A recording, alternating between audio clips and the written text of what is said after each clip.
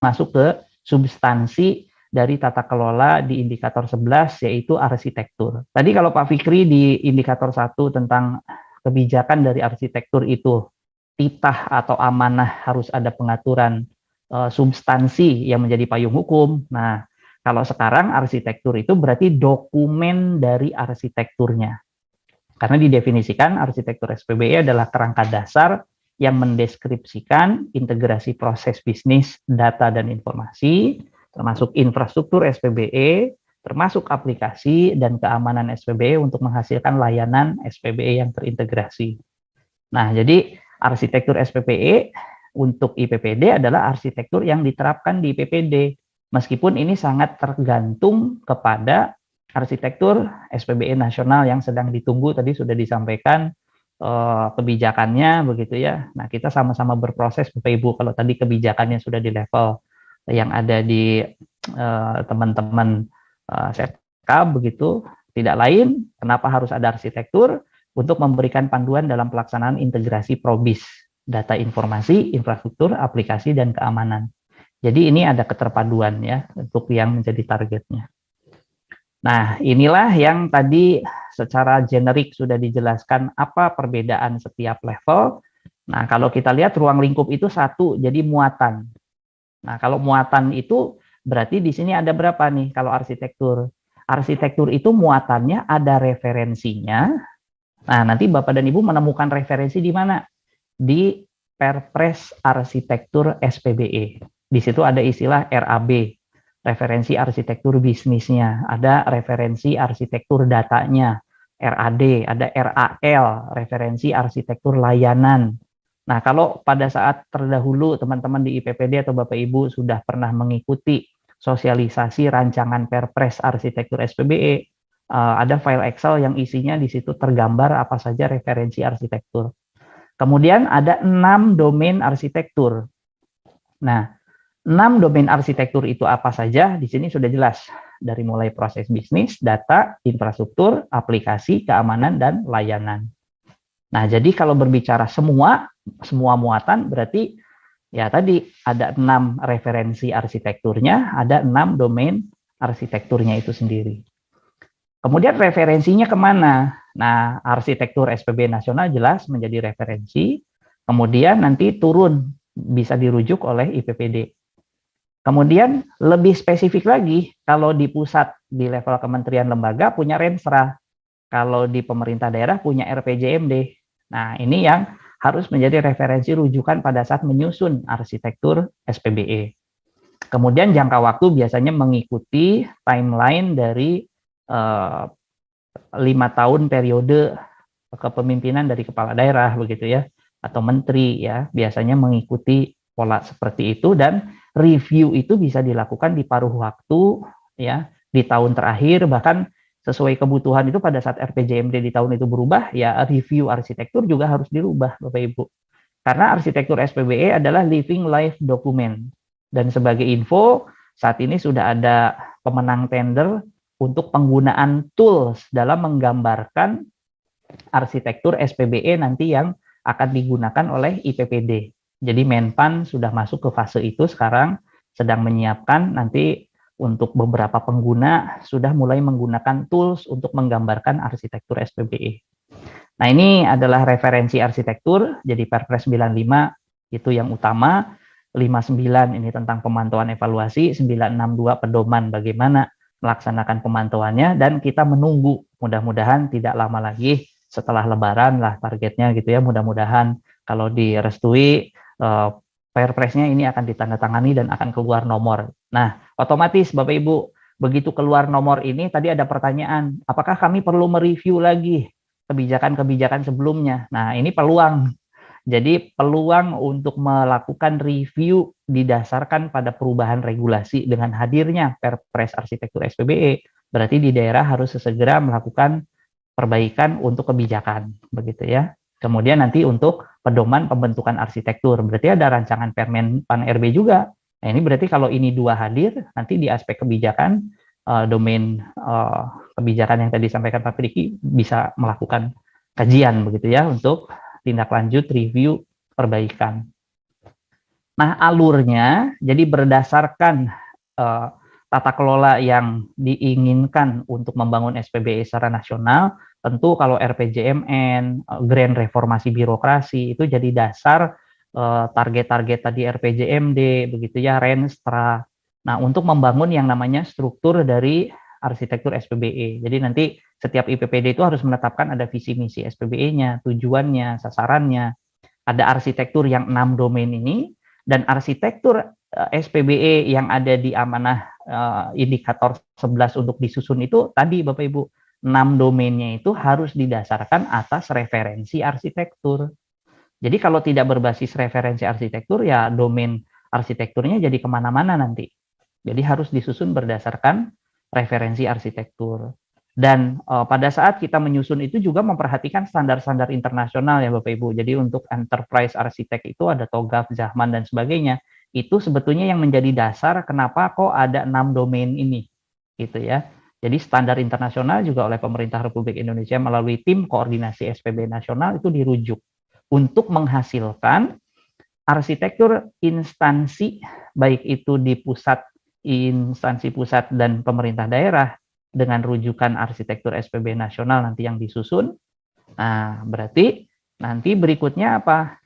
5 tahunan durasinya, tetapi setiap tahun itu harus direview. Makanya yang sebaik-baiknya nanti kalau sudah menggunakan tools dari software Abacus, nah itu nama softwarenya Abacus, kalau misalnya nanti dipergunakan, itu yang terus diupdate. Jadi setiap ada perubahan itu diupdate ke dalam catatan tools EA-nya. Nah, karena tadi generic modelnya sudah digambarkan, maka kita bisa melihat polanya akan berulang ya Bapak Ibu. Jadi nanti untuk indikator 12, 13, 14, dan seterusnya sampai 20, itu polanya sama.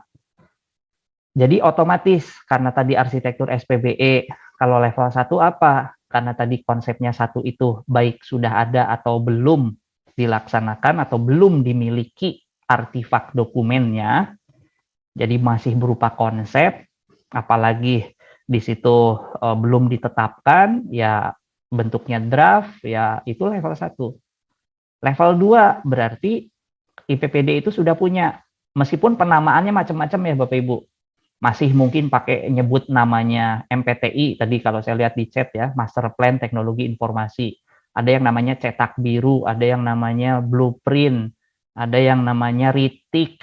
Nah, tentu penyesuaian penyebutan nama pun ke depannya kalau kami menyarankan sesuai dengan penyebutan apa yang ada di Perpres 95-nya, apalagi nanti sudah ada Perpres khusus arsitektur, ya nanti disebutkan saja pendekatan penamaannya pun kita rubah. Jadi arsitektur SPBE misalnya pemerintah kabupaten X gitu ya, atau kota Z misalnya. Nah, 2 level yang kedua itu berarti sebagian. Nah, sebagian itu sebagian yang mana? Berarti karena objeknya adalah artefaknya, berarti sudah mengakomodir di dalam dokumen artefak itu referensi arsitektur yang 6, termasuk 6 domainnya mungkin baru dibahas, baru dipunyai 4. Karena kalau menggunakan Zahman, menggunakan pola-pola EA yang sudah common sebagai standar internasional, memang biasanya hanya 4 gitu ya, yang disebutkan sebagai standar. Kalau di Republik yang kita cintai ini sudah dikeluarkan yang layanan dan keamanan secara khusus. Nah, biasanya kalau dulu yang mengembangkan dengan pendekatan EA terdahulu tuh biasanya ya hanya arsitektur bisnis, data, ya, aplikasi, dan teknologi. Nah, di mana nanti di proses bisnis itu akan menghasilkan sebuah layanan yang dideliver lewat aplikasi untuk mengelola data tertentu.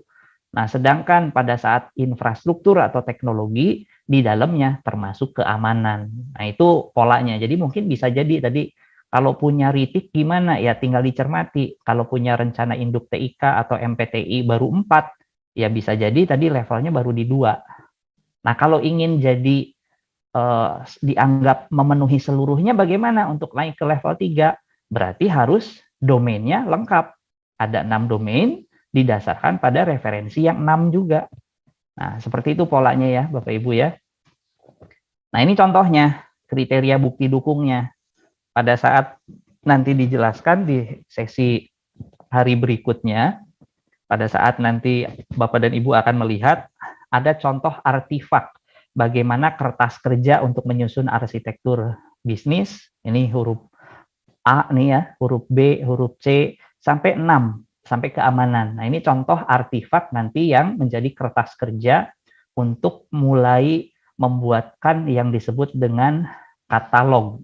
Ya, katalog arsitektur proses bisnis, ini biasanya organisasi gitu ya, data dan informasi bareng nanti teman-teman perangkat daerah dengan pengelola data sektoral di bidang persandian biasanya gitu ya, atau pusdatin. Kemudian di sini ada arsitektur layanan dan seterusnya. Jadi ini yang dimaksud dengan memenuhi kriteria level 3 seluruhnya. Nah, untuk naik keempat bagaimana? Berarti karena sudah sesuai standar, standarnya siapa? Ya, tadi arsitektur SPBE nasional berdasarkan Perpresnya. Terus, apa yang sudah kita punya bukunya? Nah, ini contoh nih, ada gambar buku 2 arsitektur proses bisnis. Berarti nanti mungkin bisa jadi kalau setiap bukunya itu mewakili satu arsitektur, bisa jadi ada 6 buku gitu ya. Arsitektur pertama berarti misalnya yang buku untuk proses bisnis bisa saja kalau di sini contohnya 2 gitu ya. Buku 4 tentang keamanan, buku 3 tentang infrastruktur, ya monggo silahkan. Ini kan yang penting 6-6-nya ada. Dan itu dilakukan review Bapak Ibu. Kenapa harus direview? Karena bisa jadi arsitektur itu tadi begitu ada perubahan di level nasional, berarti ini pun harus kita sesuaikan. Ya, muatan yang dituliskan di dalam buku-buku ini juga harus disesuaikan. Nah, norma acuannya ya adalah standar arsitektur nasional. Bagaimana? Begitu ada perubahan, kita ikut berubah. Ya, jadi dinamis sekali, dokumennya tidak sekali jadi dikerjakan konsultan atau ada pendamping selesai. Enggak, tapi harus di-maintain oleh Bapak dan Ibu secara berkelanjutan. Dan ciri kalau ingin optimum di level 5, apa yang sudah direview sesuai dengan tadi pergerakan dari arsitektur SPB nasional atau kebutuhan internal IPPD-nya. Nah, ternyata ada perubahan nih, hasil review ini perlu dirubah gitu ya, ada kebijakan yang memang mempengaruhi atau situasi kondisi ekonomi berubah juga yang mengharuskan terjadinya perubahan alur proses bisnis misalnya. Dan otomatis kalau dihasilkan proses review dari dokumen lama arsitektur yang 6 tadi dilakukan proses review, ada notulensi pembahasannya, ada rekamannya, ada undangannya. Nah, itu evident proses Bapak Ibu, mohon dicatat. Baru nanti dihasilkan versi baru. Mungkin di sini disebutkan ada buku 2 versi 2 gitu ya.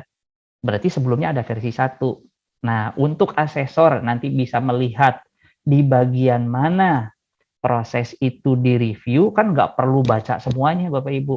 Nah, disinilah letak tadi disampaikan pagi hari oleh Pak Ugi, ada tips bagaimana menjelaskan di poin halaman alamat mana, bisa di-search gitu ya, dijelaskanlah kepada asesor pada saat mengisi di aplikasi Monep bahwa dokumen versi kedua ini merupakan hasil tindak lanjut review dari proses di dokumen sebelumnya yang mana, dengan muatan seperti apa, perubahannya karena apa, ditetapkan atau belum sekarang statusnya.